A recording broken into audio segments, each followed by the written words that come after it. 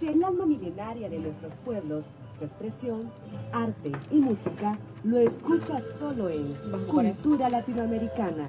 Hola, buenos días, soy Juan Carlos Miguel y justo en ese momento damos inicio a Cultura Latinoamericana. Bienvenidos, vamos a estar hablando acerca del tema de la masacre de 1932 y para tal caso pues tenemos a nuestros invitados allá al otro lado, son docentes de la Escuela de Artes, Francisco Jiménez, Álvaro Cermeño y Eddie Orantes. Y en este preciso momento iniciamos Cultura Latinoamericana.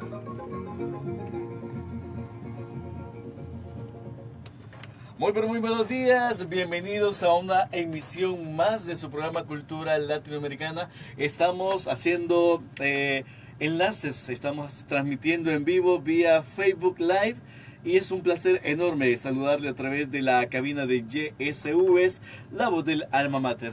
Le comentaba a las personas que están en sintonía de esta radio a través del www.us.edu.sv y también las personas que están ahí al otro lado de la pantalla, de la computadora, de la laptop, de la tablet, del celular, donde usted pueda vernos, que el día de hoy tendremos un tema más que interesante. Tendremos a invitados muy especiales y muy cordiales. Estaremos hablando acerca de la masacre del 32. Vamos a hablar acerca de este año donde alguna persona dijera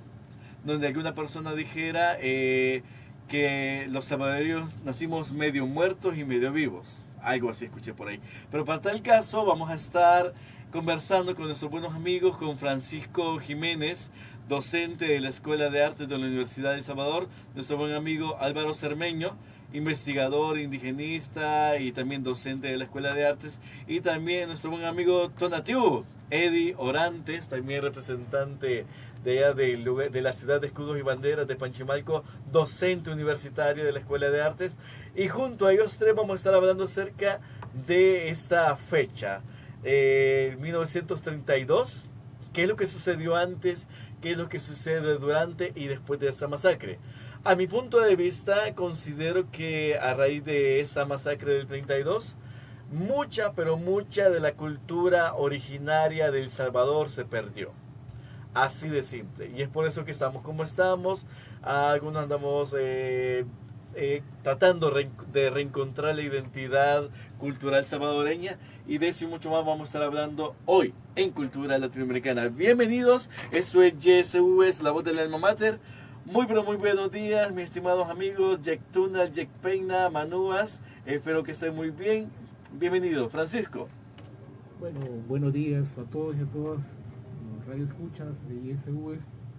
Primero agradecerte, ¿verdad?, en este año darnos este espacio a todos los compañeros que estamos aquí presentes. Gracias por generar este espacio y tratar estos temas que la mayoría de veces pues no son tratados en la mayoría de espacios radiofónicos de escucha a nivel mundial. Bueno, este tema me parece que es muy importante recordarlo, conmemorarlo, porque aquellos, como ya dicen los abuelos, aquellos que conocen su pasado no pueden construir su futuro. Así que bienvenidos todos y todas, estaremos en este espacio, estos momentos con ustedes, para poder compartir aquí con los hermanos, pero también con ustedes. Ustedes pueden hacer algunas preguntas directamente hacia el estudio y nosotros responder algunas interrogantes sobre estos aspectos culturales y sobre la historia que es muy propia de nuestras raíces y nuestra cultura. Bueno, muchísimas gracias. Era Francisco Jiménez. Álvaro Cermeño, buenos días, mi hermano, ¿cómo estás? Gracias por haber aceptado la invitación de estar nuevamente con nosotros acá en Cultura Latinoamericana a través de YSUS, la voz del Alma Mater.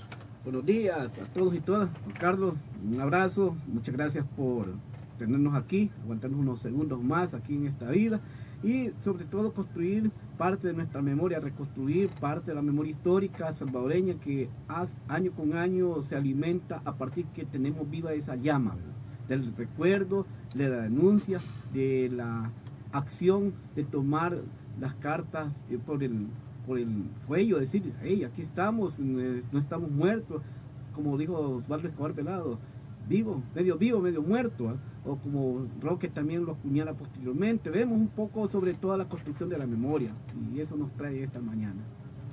Muy bien, mi estimado Álvaro Cermeño, gracias por acompañarnos. Eddie Orantes, Tonatiuh, una de las personas que al igual que cada uno de ustedes han sido partícipes y han sido protagonistas en el hecho de enseñarme a valorar la cultura originaria y conocer un poquito más del arte. Mi estimado Eddie, buenos días. Buenos días, Yektunal, Yekpeina, Mahmanua. Estamos felices y orgullosos pues, de poder comentar y compartir con ustedes algunas cosas bastante dolorosas de nuestra tierra, de nuestro país, ya que toda América ha sido desangrada toda la vida. Creo que algo nos une a todos. Entonces, precisamente por eso pues, nos sentimos felices compartir de qué manera podemos esperar que estas cosas no se repitan, ¿verdad? Entonces, felicidades, gracias por este programa y vamos a dar inicio con el respetable compañero. Bueno, Francisco Jiménez, me gustaría que nos comentaras un poco, una reseña, no sé, acerca de... Han estudiado en los libros de texto sobre la incursión de la cultura ibérica en caso específico, esta incursión no fue muy beneficiosa para los pueblos originarios. Caso concreto, tenemos no solamente 1932, sino que 100 años antes tenemos la evidencia de 1833 en la zona en la cual pertenezco, que es el pueblo de Los Nanualcos, el levantamiento de Anastasio Aquino. El levantamiento de Anastasio Aquino precisamente no tiene que ver, y eso es otro tema que más adelante lo vamos a tocar, porque la mayoría de veces cuando se habla de lo que es levantamientos o insurrecciones de pueblos, se habla y se entiende como cuestiones políticas. Y en este caso específicamente los levantamientos indígenas 1833, 1932 no tienen nada que ver con política. Tiene que ver con la subsistencia, con el diario vivir de su familia, de sus hijos, de toda la prole, ¿no? En este caso 1833, el levantamiento de Anastasio Aquino, precisamente marca ese inicio, uno de los desenlaces, digamos, después de la colonia, ¿verdad?, que impulsa o que genera toda esa marginación, toda esa expropiación de tierras que se viene metodológicamente estableciendo directamente hacia los pueblos originarios. En este caso, Anastasio Aquino se levanta con su gente precisamente por eso, porque ya no tienen espacio, ya no tienen tierra donde poder cultivar. Y no solamente es el cultivo por el cultivo, sino que teniendo en cuenta que son sociedades netamente basadas en la agricultura y subsistencia a base de la agricultura, el alimento directamente va a través del maíz. Entonces los pueblos originarios, a partir de eso, ellos no pueden subsistir porque no tienen dónde cultivar para poder nutrirse, para poder nutrir su familia. 1863 marca ese inicio de una de las luchas de los pueblos, como lo dijimos anteriormente. Después, 100 años después, tenemos en la zona de los Izalcos, los 4 Izalcos, ese mismo levantamiento, 1932, que tiene que ver con todo un proceso también político que se va generando por la instauración de un nuevo del gobierno, la instauración de un gobierno, la república. Pero que nos recordamos, si nos vamos a estos hechos históricos, la república tiene que ver precisamente con el café. Anteriormente, cuando dije, ¿verdad?, que había sido usurpada las tierras de una forma metodológica, quiere decir que se establecieron leyes o decretos para poder expropiar las tierras ideales y comunales de los pueblos indígenas. Acuérdense, cuando vinieron los españoles, lo que hicieron era tratar de usurpar lo que eran los tesoros, en este caso oro, pero una vez se termina lo que es el metal de oro, pues queda nada más la tierra. Entonces la tierra empiezan a usurparla, a quitarla hacia los pueblos originarios, las tierras llanas, las más fértiles, que dejan nada más las tierras de los cerros y volcanes. Precisamente cuando ya termina todo eso, viene la instauración de la República, que son los criollos los que toman esta bandera, ¿verdad?, de la nueva República. Pues ellos lo que determinan y empiezan a usurpar tierra, necesitan tierra, y la única tierra que se tenían a mano para poderlas usurpar eran que anteriormente le habían dejado a los indígenas, que eran los cerros. Paradójicamente podemos ver como ahora los grandes cultivos de café precisamente están en esa zona. Huayúa es uno de los casos importantes y es ahí en Huayúa donde inicia este descontento. ¿Por qué? Huayúa, todos esos cerros que vemos ahora muy bonitos y muy como promocionados, ¿verdad?, de una forma folclórica y turística, vemos como una zona cafetalera. Esos eran pertenecientes a las tierras comunales de los pueblos originarios. Entonces a partir de ahí fueron usurpadas las últimas tierras de estos pueblos y empieza el descontento otra vez de los pueblos originarios. Es a raíz como eso, específicamente en la zona de Huayúa, inicia en 1932 un levantamiento, pero todo tiene que ver directamente, específicamente con la subsistencia y la tenencia de la tierra, porque los abuelos dicen, un indígena usurpado o fuera de su tierra ya no es un indígena, porque el indígena tiene un vínculo muy directo con la tierra, una interacción constante de equilibrio, ¿verdad?, de cuido hacia lo que es la tierra, porque la tierra misma también nos cuida, nos da de comer, nos abriga y al final nos abriga cuando nosotros morimos también. Entonces ahí vemos cómo el indígena desligado del tema de tierra, pues se acaba toda su estructura cultural y filosófica, y es ahí como prácticamente cuando ellos son usurpados y quitadas sus tierras, pues también es arrancada parte de su raíz, y de esa manera pues hay muchas respuestas como poco a poco se va generando ese descontento, se amplía sobre todo esa área regional, ¿verdad?, de los Itzáes, donde se manifiesta ese descontento. Pero decirte, ese descontento no solamente queda en 1832, 1933 y 1932, sino que también se mantiene hasta el momento esa situación muy problemática. Por eso, y para cerrar, podemos decir que la problemática se mantiene. Caso específico, el gobierno es firmante en la actualidad del convenio 169 de la OIT, pero el gobierno como tal, independientemente de cuál sea su línea política, nunca va a aceptar ni nunca va a ratificar ese convenio. ¿Por qué? Porque el convenio 169 le da las armas legales a todos estos pueblos originarios para poder reclamar esas tierras, y todas esas tierras ahora pertenecen a todas estas familias, a todas estas empresas, pues que determinan en este caso la agricultura en nuestro país. Es como podemos ver, así un brochazo general, ¿verdad?, que la problemática de los pueblos originarios estuvo y estará siempre presente en nuestro país, pero es ahí donde nosotros tenemos que permeabilizarlo, tenemos que entender esta problemática y asumirla como pueblo, como sociedad también, para poder aportar, para poder apoyar a toda esta problemática, porque todos nosotros somos hermanos, pues todos, y aquí mi hermano también lo dice, todos tenemos ese vínculo. Ya el comandante Marco decía, todos somos del color de la tierra, y esa es nuestra herencia. Por ser el color de la tierra, todos somos hermanos y todos estamos vinculados a un elemento importante que es nuestra madre tierra. Y es a través de esa que los pueblos originarios ahora plantean una nueva propuesta, que es el equilibrio a través de la defensa del agua, la defensa de la tierra, la defensa del aire, para poder de alguna manera nosotros subsistir nosotros también. Y es así como cierro para dar un panorama general sobre la situación de los pueblos originarios. Bastante interesante tu comentario, Francisco Jiménez. Quiero solamente saludar a Sara Alfaro Ramírez, quien nos está enviando algunos aplausos y dice, buen tema. A usted que recién nos escucha, esto es YSUS, la voz del alma mater, a través del www.us.edu.sv, y le recuerdo que el tema del día de hoy es sobre la masacre del 32. Nos acompaña Francisco Jiménez, también está con nosotros Álvaro Cermeño y Eddie Orantes, respectivamente. Pues los tres son docentes universitarios de la Escuela de Artes de la Universidad de El Salvador. Esto es YSUS, esto es Cultura Latinoamericana. Álvaro, ¿qué te puedes comentar?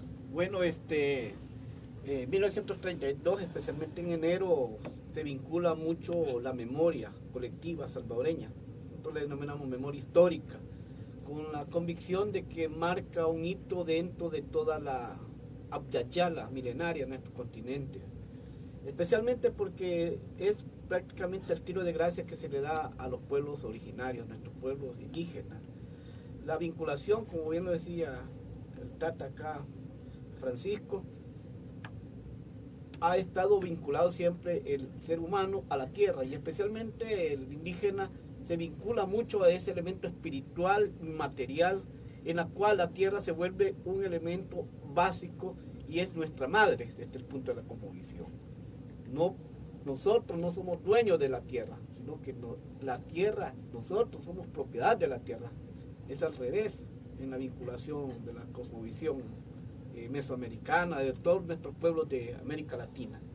En esa medida, enero de 1932, la insurrección popular que se da a partir de todo el despojo, que muy bien aquí Francisco nos ha ilustrado, es producto de esa extirpación de las tierras comunales, y especialmente las tierras comunales que están vinculadas al trabajo directo del indígena.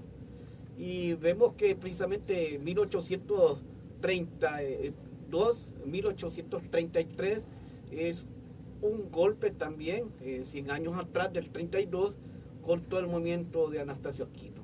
Pero ya en 1886, 1887, precisamente se da el despojo directo de la tierra, que, bueno, especialmente comienza con Saldívar en 1883, que se va a marcar la extirpación y bajo la subasta de la tierra. Y por decreto presidencial se le quita la tierra al indígena. Es decir, se da una especie de reforma agraria al inverso, donde la tierra es subastada y dice la tierra por decreto tiene que ser productiva. Y en manos del indígena retrasa el progreso. Así lo reza. Incluso hay un material de David Browning, La tierra, el hombre y la cultura, que está dedicado a El Salvador, precisamente donde se marca directamente cómo las políticas de gobierno de Rafael Saldívar van a arrancarle la tierra al indígena. 50 años después, producto de estas generaciones marginadas, lo vemos en el 32, precisamente finales del 31, en diciembre y inicios del 32, en enero, toda esta expresión que el pueblo se vincula, especialmente la población indígena.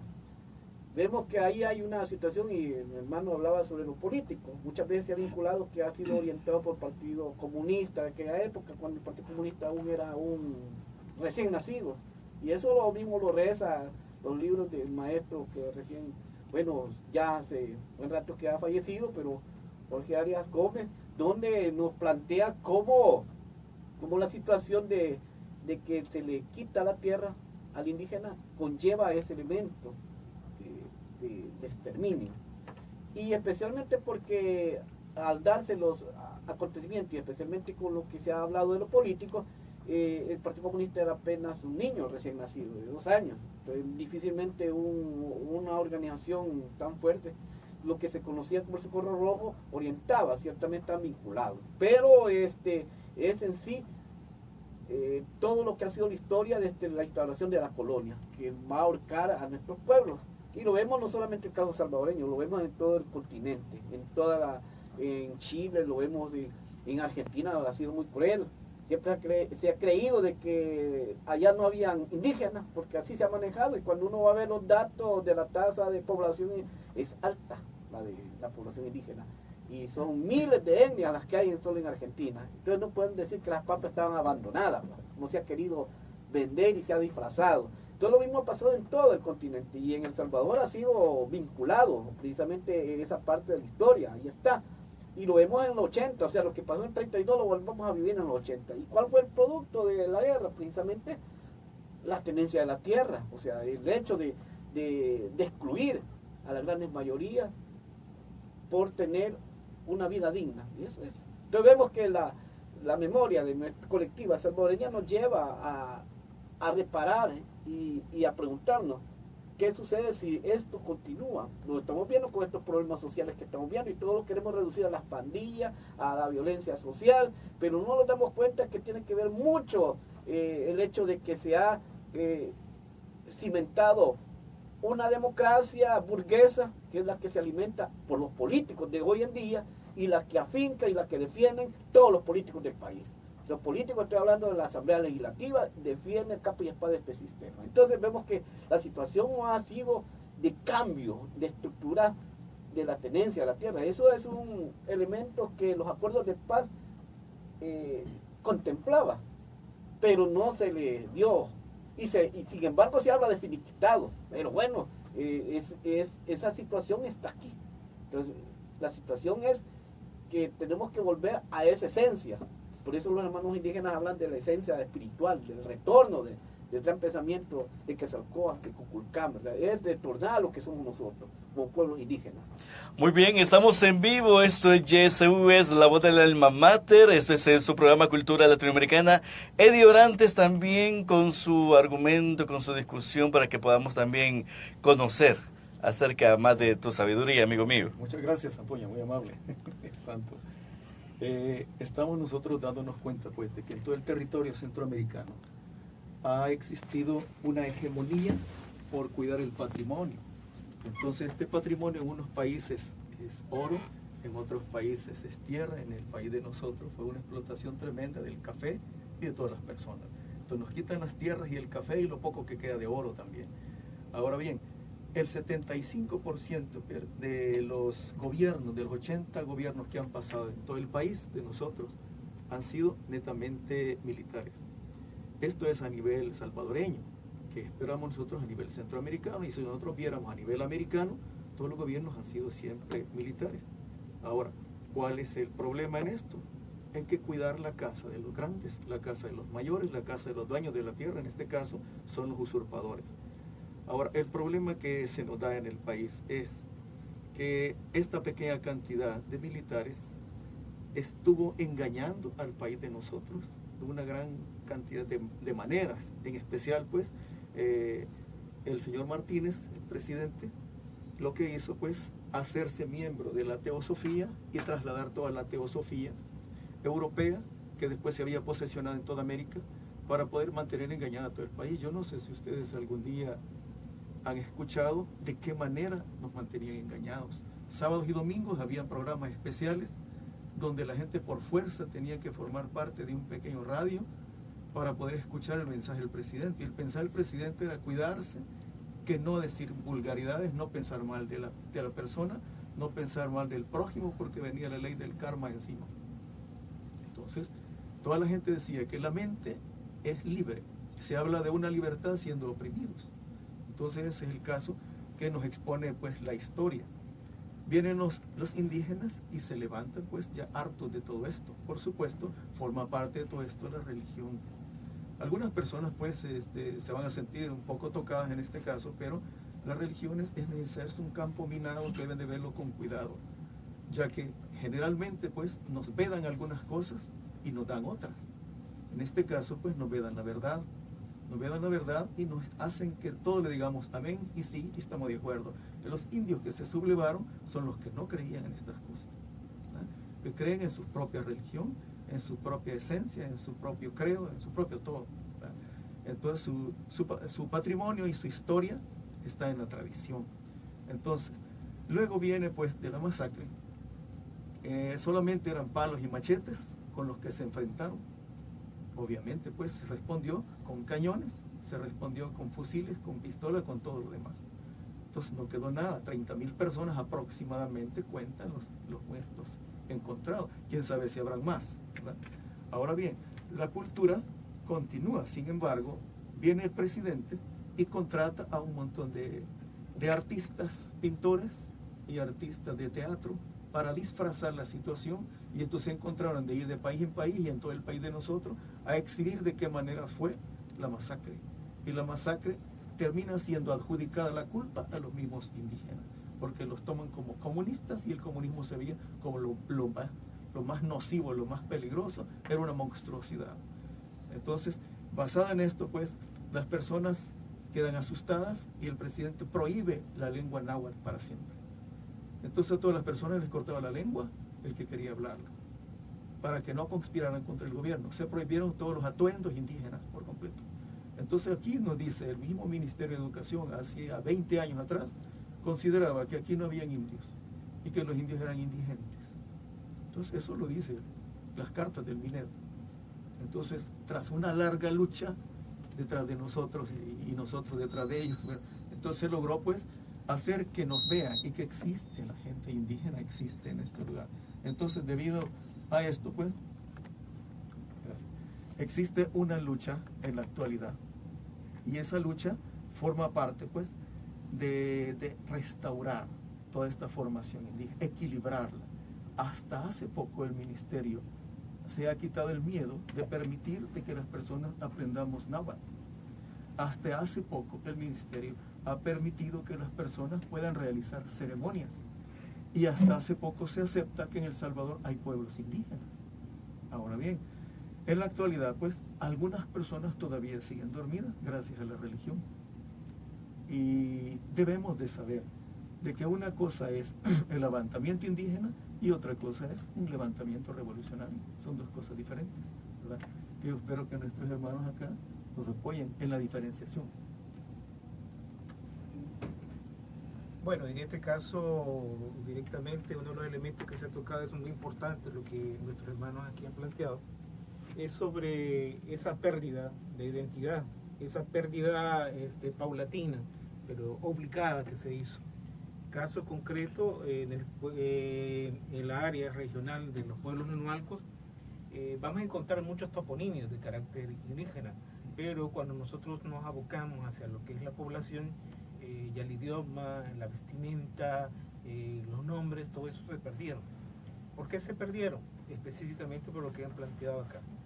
Todo aquel que vistiera, que hablara o que tuviera cualquier remanente de la cultura indígena, pues era considerado como un sedicioso o de peligro para la sociedad. Esto implicaba que de alguna manera directamente las autoridades podían incurrir, podían tomarlo, podían apresarlo, en su efecto también, o al final, lo más terrible, era prácticamente fusilarlo. No solamente se dedicaron a usurpar la tierra, sino que también de aniquilar cualquier tipo de remanente de nuestra cultura. Y es como en la actualidad todavía se mantiene ese vínculo todavía.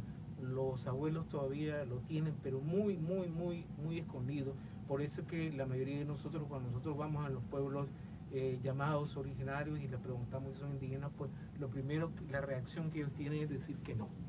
Porque ya dentro de sí tiene todo ese remanente histórico de todo eso que se ha vivido, toda esa marginación, toda esa explotación, toda esa persecución que se ha tenido, y por tal motivo solo al interior de su círculo muy cercano, que es la familia, se puede notar, se puede entender, se puede hablar de estos temas. Otro de los elementos importantes es sobre la espiritualidad. Es tanta esta incursión del tema espiritual sobre los pueblos originarios, porque acuérdense que acá fue instaurado, fue de alguna manera impuesta un tipo de pensamiento religioso, que es el ibérico, que en este caso pues lo traía la iglesia católica, cristiana y romana. Pero decirte que ese vínculo, como lo dije anteriormente, sobre esa cercanía del indígena con la tierra, es todavía perenne y permanente, aunque muchos de nosotros participamos de ella y no nos percatamos de eso. Por ejemplo, voy a poner ahorita un caso bien concreto. La mayoría de nosotros y aquellos que hemos estado vinculados a nuestros abuelos, podemos recordarnos para el 3 de mayo toda esa celebración que se tiene, ¿no? Toda esa algarabía que se genera con flores, frutas, colores y el tipo de alimentaciones específicas para estos días. Pero ¿qué tiene que ver? No es específicamente con la cruz cristiana, tiene que ver con una etapa de un calendario agrícola específicamente fechado y llevado a cabo por la cultura indígena, que tiene que ver con ese resurgimiento, con ese renacer de lo que es la madre tierra, cuando nuevamente se despierta y se viste para poder brindar todos esos frutos. Y por eso es que vemos en todos esos altares del 3 de mayo, vemos flores, vemos frutas, vemos comida, y más importante, el tema principal que el pensamiento indígena plantea, que es el compartir, el unificar en colectivo. Y por eso podemos ver cómo las frutas son dadas a aquellos que pueden llegar al altar y hablar con ellos, pueden compartirse. Y es así como, por ejemplo, con este tema podemos ver como otra de las tradiciones que nosotros participamos porque no nos damos cuenta, es cuando nos invitan a esas famosas atoladas. Cuando se generan este tipo de celebraciones, pues tiene que ver con todos estos remanentes indígenas del colectivo, de generar en colectivo y participar todos y de alguna manera consumir estos alimentos como una manera de gracias a la Madre Tierra, pero también a la comunidad. Entonces todos estos elementos, por decirlo, se mantienen permanentes dentro de nuestra cultura, pero nosotros lastimosamente no nos percatamos y no nos interesa sobre estos temas, pero cada uno de nosotros, ya lo han dicho aquí los hermanos, pues tenemos ese remanente dentro de nuestra sangre, dentro de nuestro espíritu, todo ese vínculo y esa herencia debemos de nosotros rescatarla dentro de nosotros mismos, reconocerla, porque es realmente desde ahí donde venimos. A partir de que nosotros encontremos la esencia en nuestra raíz, nosotros podemos encontrar soluciones o alternativas a nuestro futuro, como el caso concreto ahora, toda la problemática que tenemos con nuestros jóvenes, porque todos nuestros jóvenes ahorita pues no tienen rumbo, no saben identificarse a una cultura X, no saben hacia dónde. Entonces cuando el joven está creciendo y no tiene ese asidero, pues lo más venidero, en este caso lastimosamente los medios de comunicación contribuyen a eso, lastimosamente, y empiezan a generar otras ideas de otras culturas. Y es así como, vuelvo y repito, si nosotros nos podemos nutrir de nuestras propias raíces, creo que ahí podemos crecer como pueblo. Ok, muchísimas gracias, Francisco. Voy a una pequeña pausa musical. Voy también con Timumashtika, Guantaguetza, Náhuatl. Aprendamos y hablemos náhuatl. Y vamos a retomar este tema. Me ha gustado mucho. ¿Cómo ustedes perciben actualmente la sociedad? ¿Cómo es que actualmente los jóvenes entienden, no tienen cultura, conocen sus costumbres, conocen sus raíces? ¿Por qué estamos como estamos? Una gran parte de eso la tienen las autoridades. Hace poco me di cuenta que las personas encargadas, las autoridades encargadas de permitir el ingreso a artistas a El Salvador, de permitir el ingreso de un pseudo artista, algo así, no sé si me equivoco, Bad Bunny, no sé qué se llama, pero es un, disculpe, lo dice Juan Carlos Miguel, pero es un asco de artista. Después se están quejando de que hay niñas embarazadas, entonces, ¿qué es lo que sucede ahí? Vamos a hablar un poquito acerca de eso porque las autoridades no toman conciencia de reeducar y de educar a nuestra población juvenil salvadoreña y por qué le dan entrada a este tipo de pseudoartistas. Esto es Cultura Latinoamericana, ya regreso y vamos con una pausa musical y con Timumashtika, Guantaguetza, Náhuatl, aprendamos y hablemos náhuatl.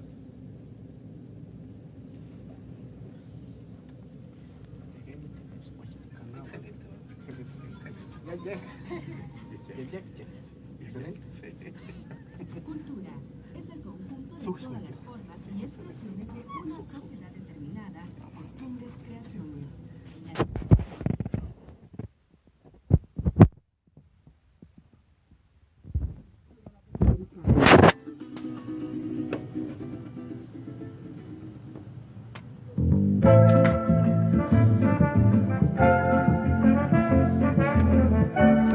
Cultura latinoamericana. Hola amigos de El Salvador y todo el mundo. Este es Rafael Alfaro de OVNI saludándolos acá en El Salvador y al mundo entero desde el programa Cultura Latinoamericana, transmitido desde YSUS todos los lunes, invitándolos a que lo escuchen y lo disfruten. Cultura Que vendiera, yo Latinoamericana. siempre diría ese llamado a las autoridades. Guantaguetza, Náhuatl.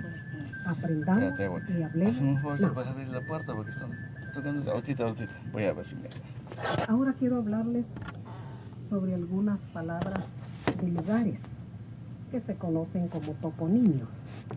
Y así tenemos que son zacate, quiere decir zacate peludo. Zacate es zacate y zuncal es pelo o cabello. Entonces, si ya unimos las dos palabras, son zacates, es zacate peludo. También tenemos otro nombre que es ayahualco. Ayahualco viene de las palabras agua y yagual, rueda. Entonces quiere decir como un remolino de agua o donde el agua hace rueda. Ayahualco. Tenemos la palabra copinolapa. Viene de las palabras copinol, que es un árbol, y apan, río. Entonces es lugar donde abundan los copinoles. Jucuapa. Muy probablemente su palabra fue Xucuapa. Xucuapa. Viene de Xucu. Y Xucu quiere decir agrio. Y apan, río. Entonces quiere decir el río agrio. Jucuapa o Xucuapa. Río agrio. Les acompañó Chicoacenansin o Ancepilsin. Significa 6 madrecitas y un principito. Timumashtikan o Antagetza náhuatl. Aprendamos y hablemos náhuatl. Escuche este microprograma de lunes a viernes por YSUES. Escuche Cultura Latinoamericana. Cultura Latinoamericana. Solo por YSUES Radio. Te acompañas de Cultura Latinoamericana, solo por Radio Universitaria.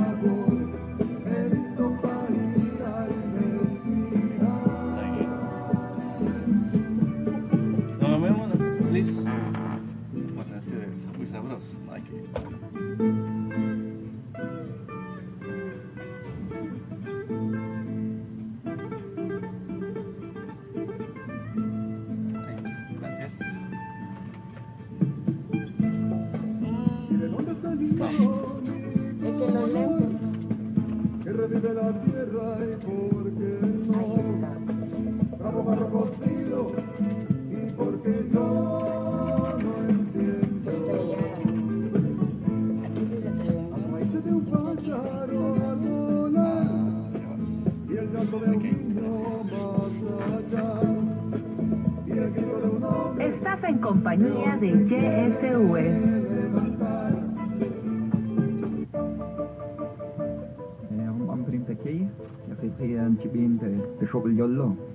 Hola, buenos días. Mi nombre es Miguel Ángel Ordóñez, vengo de Guatemala. Bueno, el idioma se llama idioma mam.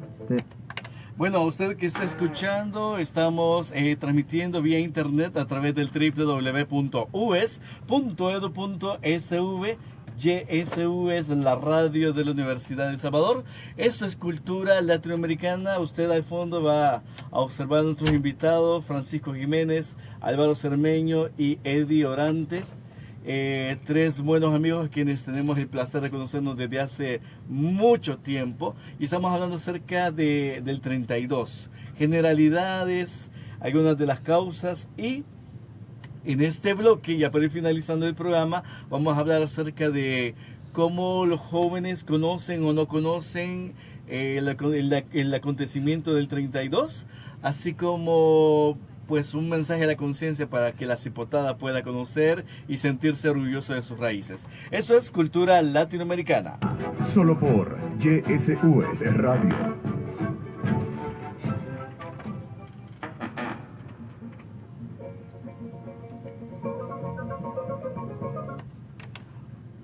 con 47 minutos, 10:47 minutos. Estamos en vivo transmitiendo vía Facebook Live y a través del www.us.edu.sv. Soy Juan Carlos Miguel, eso es Cultura Latinoamericana y estamos pues transmitiendo en internet, transmitiendo en vivo a través de Facebook Live, que es una cosa maravillosa que nos acerca a todo el mundo. Y para ir cerrando un poco el tema del 32, que es un tema muy extenso, hemos hablado generalidades.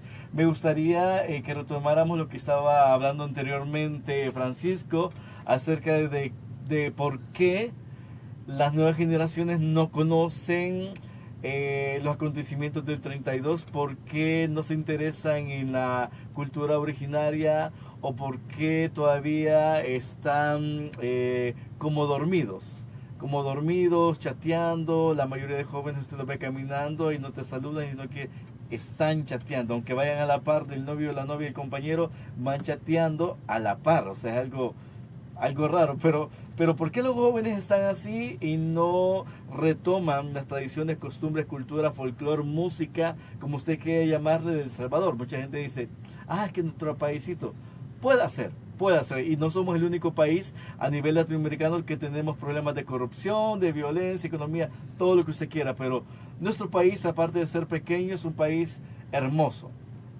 Somos gente súper buena onda, salvadoreños 100%, trabajadores, e independientemente por qué la realidad de los jóvenes es así.